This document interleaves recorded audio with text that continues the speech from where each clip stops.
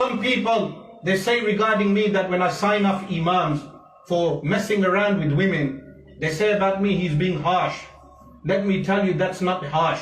If there was a doctor doing the same, you'd strike him off. Yes, if there is a police officer doing the same, you'd strike him off.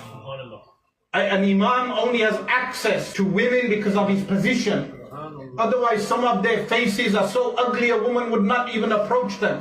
They use their position and misuse their position. When they abuse their position, then they should be struck off if they mess around with women or children.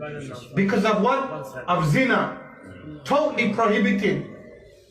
Remember, with the public eye of rahmah, if there's a man, he does zina, you cover his sin, you say, look, you made a mistake, do tawbah for your sin. Similarly, a lay person, he does a different thing, you say, do tawbah for your sin.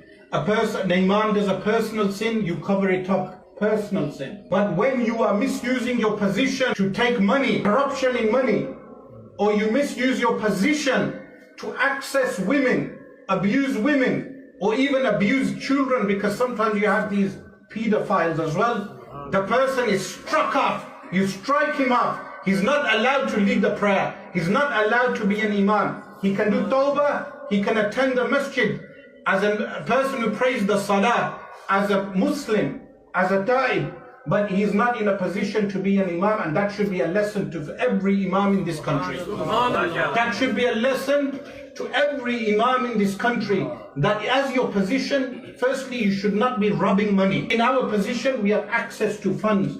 People give money. Similarly, people have access to women and children, but there is something called safeguarding.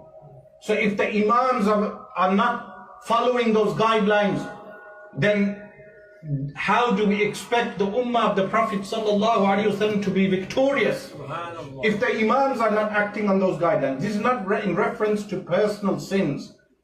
For instance, the imam drank a can of Carlsberg privately. You tell him, do tawbah and hide your sin. That's different. The man did zina with, let's say, someone he didn't get to know through the masjid. It's a different scenario.